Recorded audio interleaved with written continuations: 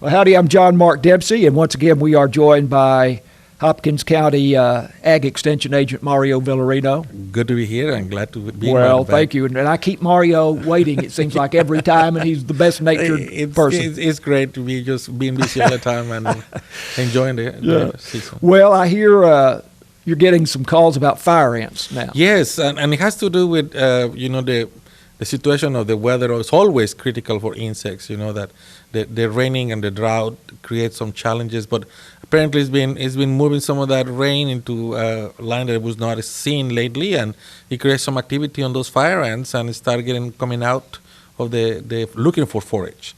That's basically what it is. Fire ants are a colony insect, so whenever they don't have enough supply, they start in getting to other land that is not expected, and it's showing up in places that they shouldn't be, or not expecting to be, and I'm getting some phone calls on that. I see them along the edge of we have a gravel driveway. Right. That's quite, I don't know how long it is, it's pretty long.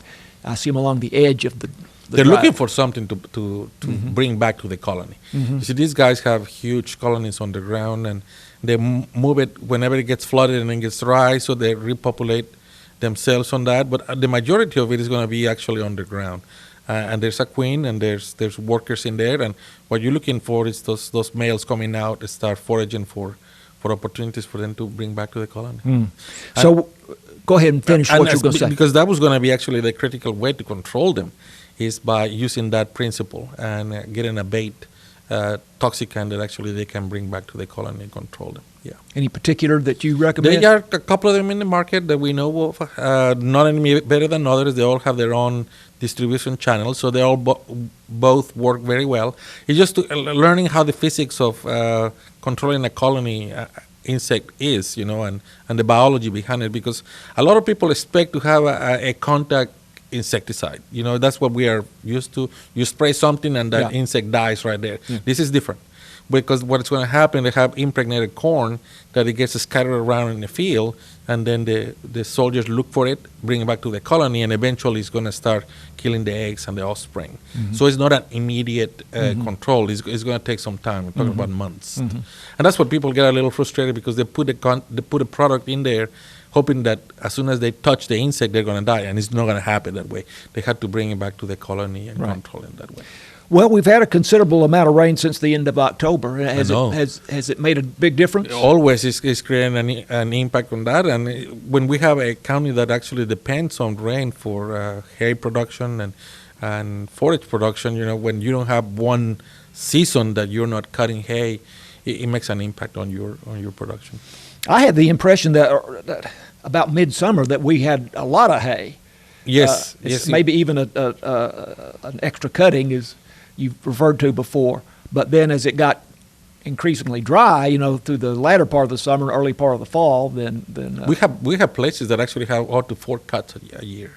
So when this year? Yes, any year, any good year. So when you have only 2 early or 3 maybe, you're already looking about 25% reduction of the hay production. So we kind of depend on having a complete year.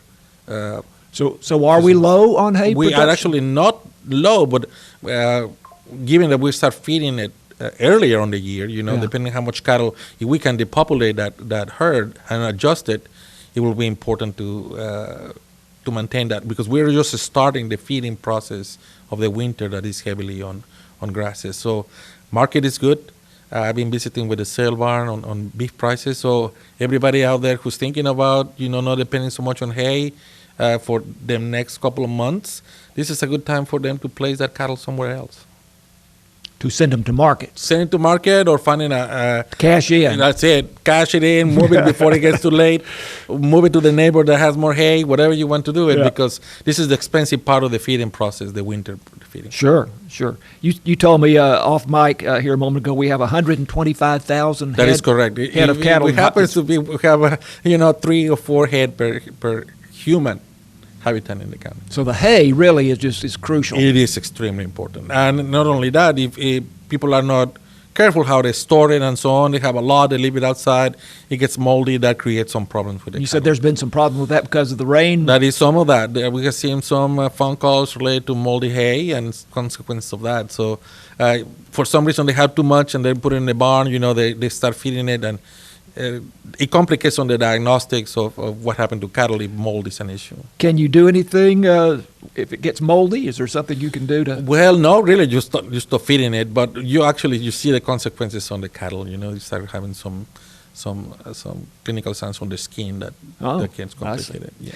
Well, also along about this time, we should be expecting our first freeze. And I was just talking about that with somebody else right now. And we normally about the first week of November have our freeze. We had a 39 degrees night, but it was not enough to actually become a freeze. And that's what I was talking about, the impact on populations and insect populations like that, because believe it or not, those freezes actually create an impact on what's going to be coming next. Well, you want a frost. You want that. That's by correct. a certain time. That is correct, because that's what we used to, and our population depends on that. And when we don't have it, our numbers start climbing up. And I expect we're going to have a Thanksgiving that's pretty warm with a bunch of insects on it that we don't expect to have. So, which is not Yes. which is not good. No, sometimes it's not. Right. All right.